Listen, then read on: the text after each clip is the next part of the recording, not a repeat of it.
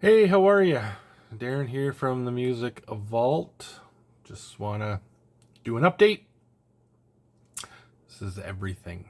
This is reading material. This is tapes, cassettes, or tapes and CDs and vinyl.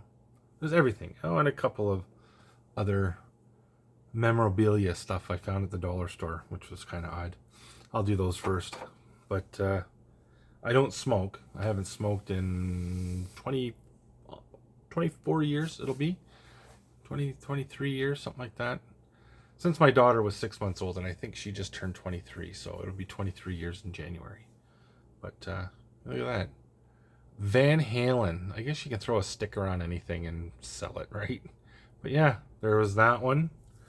I thought that was kind of neat. Like, I don't smoke, but I collect kind of stuff like that. And this one I really like. Van Halen. I thought that was pretty cool. So I picked those up. Two lighters were $5. I mean, that's not cheap, but I mean, whatever. I'm never just gonna keep them for collecting kind of thing. Like, I have cups and water bottle. Like, I have a Grateful Dead water bottle. I mean, just like what you collect when you're um, a music lover, right? And I've got this. I'm a huge metal fan. Me too. That was pretty cool. And if you look at it, they're just kind of, you know, it goes good with my Kiss beer koozie. All right. Okay, so that's the lighters. Let's do these CDs first. So, so I went into my local record shop, and he had just within the week purchased somebody's metal collection. Now, I mean, those who collect metal, I'm sure you know that how hard it is to get some metal stuff. I mean, it's always the same. Like, you might get like Rat or Cinderella or Metallica, maybe the odd Slayer, um, Cinderella, kind of Bon Jovi for sure, Guns N' Roses for sure, because they've just put out so many copies of these albums and CDs and that. You're kind of guaranteed to. That's kind of the mainstream kind of stuff, but the harder to find, or the stuff that's just not in production too terribly much anymore, discounted stuff or whatever, it's kind of harder to find. So when that comes in, everybody pounces on it, right? And then they skim through it, and then what's left is all of the, like, they had stuff up there from bands like Brainstorm, Annihilator, Testament, Overkill, Slayer, Metallica. Um, but most, I would say 90% of the collection I already had. They were just CDs that I already had. I just grabbed Cataclysm. Although I'm not a huge fan of Cataclysm, I find once you hear one song, I guess it's his voice. I don't kind of like his voice as much, so I can stomach maybe listening to a few songs here and there, and then I shut it off. Like, I have a couple of Cataclysm albums. They're heavy as stink, but it's the vocals that kind of throw me off a little bit. I mean, but it is what it is, right? You're gonna have bands that people are gonna like, and you're gonna have bands that people aren't gonna like. That's just how it is. Trying to figure out what Judas Priest was in there, a couple of Iron Maiden, again, like stuff that I had already. However, the first, I'll talk about it in a second. Up first is Twisted Sister. You Can't Stop Rock and Roll. Now, this came out on Spitfire, so this is obviously a repress, which is fine. I have the double Twisted Sister. You Can't Stop Rock and Roll. It's kind of like the reddish cover, if I can see it. It's kind of like the reddish cover. Oh, it's right there. It's like a maroon cover, actually. And it's a double CD, and the other CD I think has outtakes and demo versions of stuff, and then the other side The other CD has the full album. But I didn't have this. I always liked that cover. I always thought that was a cool cover. Just the big TS on, done metal style. It's one of the first logos I kind of ever mastered when I started drawing. I mean, I don't draw too much anymore, but now with this band, I am a big fan of everything, not including but up to Stay Hungry. Stay Hungry's got some really good songs on it, but I find that that's when the cheese factor from Twisted Sister really came into play. I wanna rock is a good song, but we're not gonna take it is really super cheesy. And like, if you listen to this album, the kids are back. Like a knife in the back, live to ride, ride to live, I am, I me. Like, this album is friggin' fantastic from start to finish. I mean, it's got like the hooks, it's got melody, it's got heaviness. Dee Snider to me is probably one of the best metal vocalists. Like, and I'm talking metal, I'm talking Judas Priest, Iron Maiden, that kind of metal vocalists out there for what he does. I mean, you have Jeff Tate and you have Rob Halford. Like, they're to me, they're on a league of their own. Even Bruce Dickinson, to that matter, would be maybe in the same league as Halford and Tate. But in terms of metal vocalists, guys that are in, like Firehouse, Motley Crue, Rat, Dee Snider is probably one of the best. And the band is super tight, super awesome on this. There's a few songs. The best song that they ever did is The Price. I think that song just freaking rocks. I don't like ballads. I'm not a ballady, sucky kind of guy like that. But that probably, like, if you listen to Striper's ballads, they're like, whoa, like, that's way too sappy. But then when they hit, they kick you right in the teeth. But the Price has got a mixture. It's not a ballad per se, like Striper's, like Honestly or something like that, or Home Sweet Home. But the Price has got some meat on it. It's got some balls, even though it would be considered, I guess, a ballad. Even the Scorpion stuff is kind of like a little mellow, like Wings of Change or Winds of Change. And what's the other one that came out? Big one.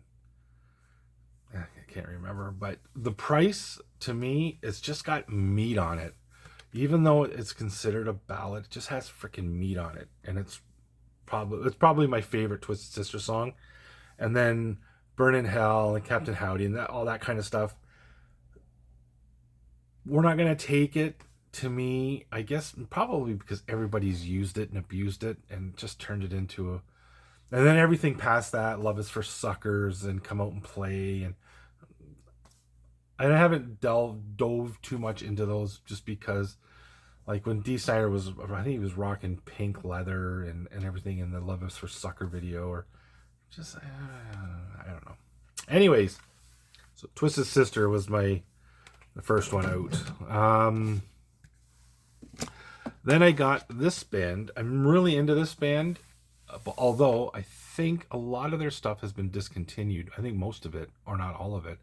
They haven't put an album out since, I want to say 2012, I believe. And I think it's in there. I'm not sure. But they're a Finnish black metal band called Katamenia. And they're considered black metal, but they'd be along the lines of, say, Children of Bodom, the lyrical style, or the vocal style and the vocal approach. Dark Tranquillity, early Dark Tranquillity, early In Flames. That kind of, I would put it more like a melodic death metal, although I think that Encyclopedia Metallum has labeled them a Finnish black metal band. I'm not sure 100%. I can't check my phone because I'm tucking into it. But yeah, I really dig this band. I have one other album before it, and I had just was on the hunt for this. And whenever you find them, they're always really super expensive, $30-$35. I'm not paying $35 a CD. So when I spotted that for $7, I'm like, yeah, I'll take that for sure. Then I bought Eternal Winter's Prophecy. This is their first. These are all within the first 4 albums, I think, that I picked up. This one was 2000, so this is 25 years ago already, this album. And another Catamenia, and then I picked this one up, which was 2002, and this one is Escada. Another, they have a theme with wolves, which is really cool because I love wolves. But yeah, I really highly suggest, if you're into like Finnish melodic death black, along the lines of early In Flames, Dark Tranquillity, Insomnium. Who else? Who else would be up in there? I think I just mentioned somebody and I can't remember who it is. I'm getting old. But yeah. Oh, Children of Bodom. If you're into that style of power thrash, blackened death metal kind of stuff, it's a mixture of everything. I highly suggest these guys. Really, really good. And then I picked up, and I think this one's 2005. So this is Winter Night Tragedies. They have a theme with wolves, like I said. And this is another one from Catamenia. You know what? I haven't even thrown these ones on. I've been so busy. Like, I have 2 jobs. So I'm working, and then I'm doing stuff around the house, and or I'm tired and sleeping or whatever. So I try to get in the music room as much as I can. However, I don't always get into my music room. So I haven't thrown those on yet, but I know from listening to them from before, I really like that band. Now, this one, I've been on the hunt, and if I remember correctly, it was obsolete for the longest time on Amazon. I think eBay wanted a pretty penny on it. I think they wanted like $60 for this sucker. That's, I think, with shipping. So shipping to Canada is always ridiculous. There's guys in there that they'll charge like $9 for a CD and then $32 to ship it to Canada. And it's just ridiculous. I know that shipping to Canada is expensive, but you can't tell me that if you take the jewel case off, put it in a little sandwich baggie, seal it up, you can't ship that whole thing for under $10. Come on, that's a joke, and you know it. You guys are just kind of, pooching extra money out of people, and I think that's ridiculous. Anyway, that's my rant. So yeah, Deceased. There's nothing I can say about this band that you guys don't already know. They just remind me of a non-satanic version of Venom. And I freaking love this band. I've seen interviews with Kingsley Fowley, the King. I think he's freaking hilarious. He'd be awesome to sit down to, because I think he's like a fountain of knowledge when it comes to metal and rock and roll in general, I think.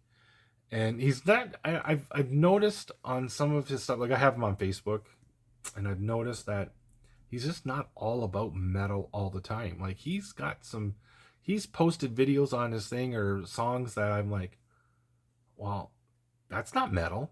And they're awesome songs, because I like them too. Like, a lot of the 80s stuff. And so he'd just be a really cool dude to sit down with. I've bought some t-shirts off of him.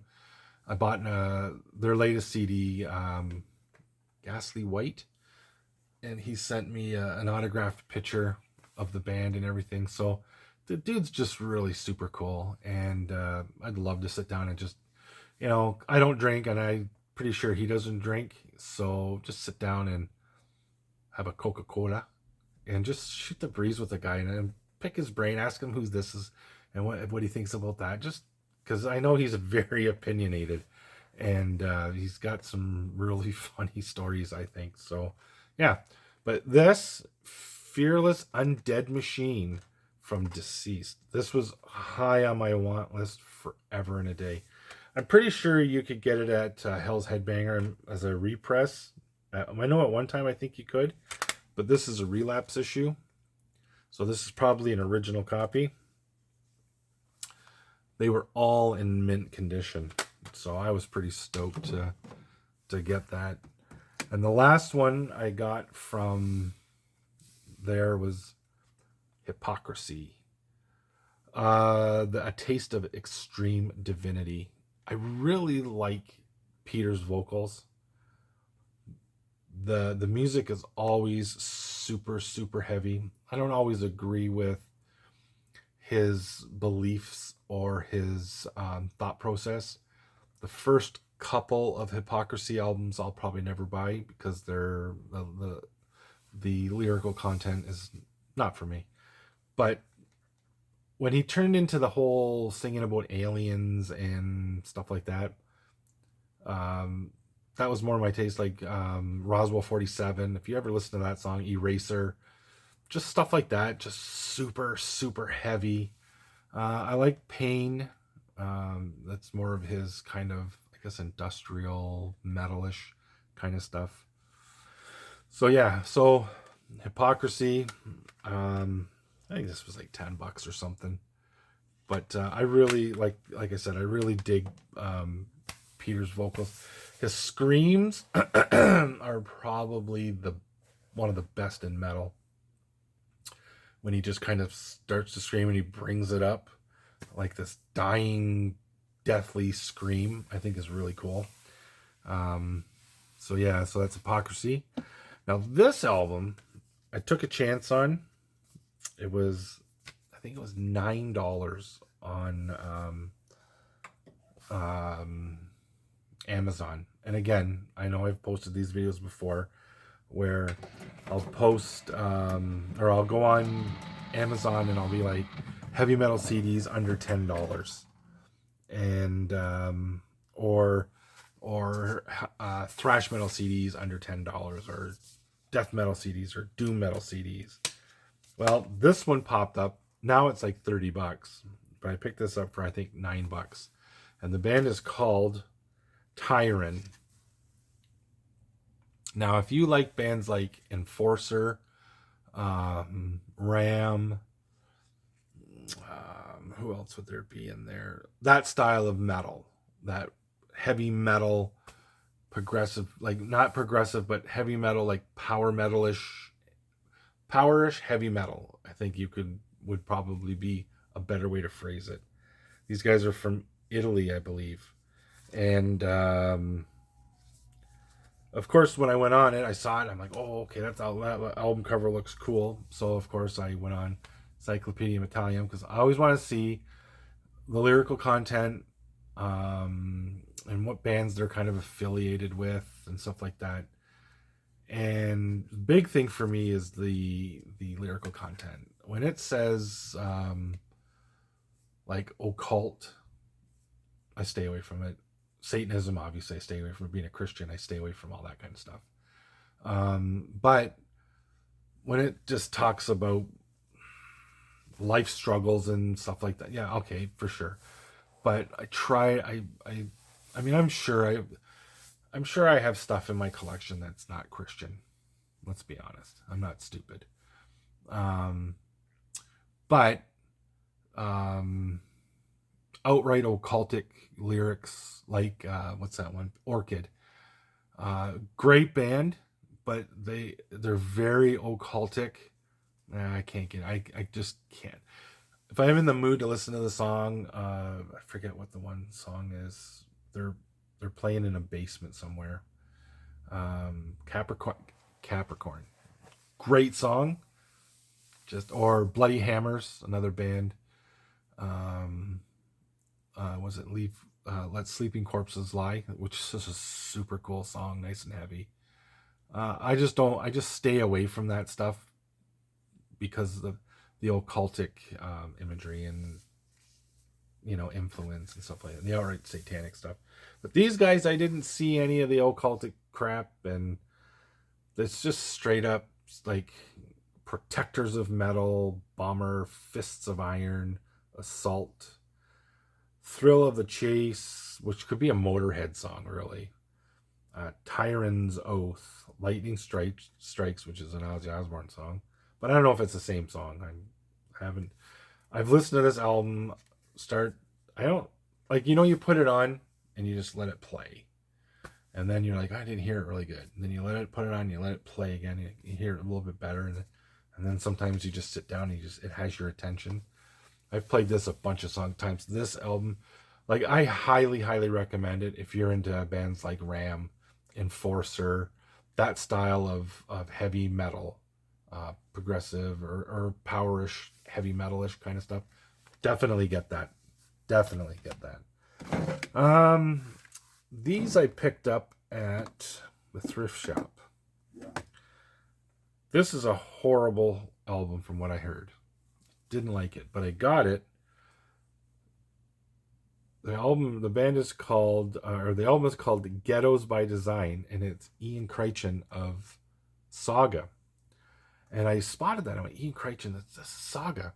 Then I looked on the back, and of course, that's Ian Crichton from Saga. And then I went on Wikipedia and found that this is indeed his solo album. It's not good. I didn't like it. I wasn't crazy about it. I'll keep it as part of my collection in terms of Saga or side projects and blah blah blah. And then I grabbed this, the Moody Blues Icon. I like the Moody Blues. This got a great album: Nights in White Satin, Tuesday Afternoon, Ride My Seesaw. Just a singer in a rock and roll band. I like the Moody Blues. Just great up rock and roll, old band. I think their guitar player just passed away recently. It's kind of sad, but I mean, these dudes are probably pushing. Well, a lot of them got to be in their 80s, pushing 80, 81, 82, 83. They're probably around my dad's age. So, anyways, yeah. So now, that's all the CDs that I grabbed. I also spotted this, so I grabbed that. Ozzy Osbourne on the cover of Rolling Stone. This whole issue is about the madman himself, Ozzy Osbourne. I always hated the Prince of Darkness, because he's not really the Prince of Darkness as far as I'm concerned. He did, I don't know what he did that was so dark. I mean, he did a lot of stupid stuff, like snorting ants off of concrete, or licking up urine, or pissing on the Alamo, or he did some stupid crazy stuff. I would not call him the Prince of Darkness. Somebody like I don't know, King Diamond. Yeah, that guy's fully enveloped in Satanism and the Prince of Darkness. So him I could see. Guys in black metal bands, yeah, Gaul, Prince of Darkness for sure. But Ozzy Osbourne, no, I wouldn't say. This band is probably my favorite black metal band. They are a band out of Germany, Deutschland, and this one is called Live in Oberhausen, and this is I got Cannon and Farber, which means cannon fodder. Double live album. I think that's in Germany. I saw the video for this, and they are friggin' spectacular. They are so tight and so spot on.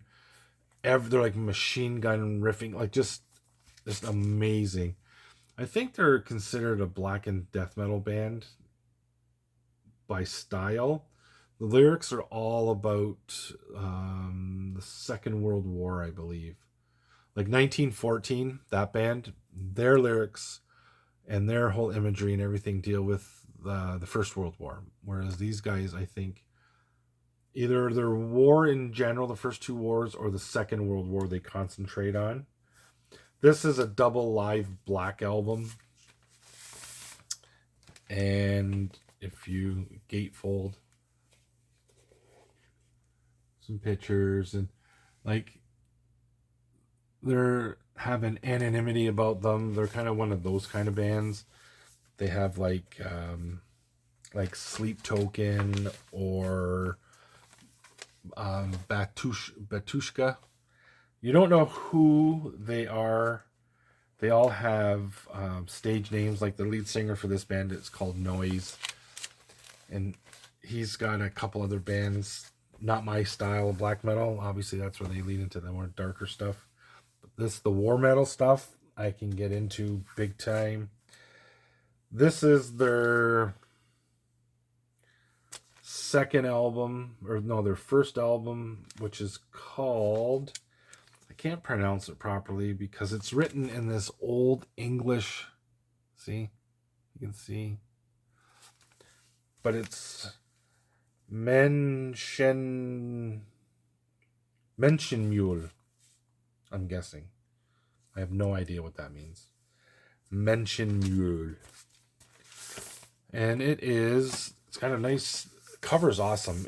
And their other album that I have is the same deal. They must have had the same artist commissioned. I have the second album on CD as well.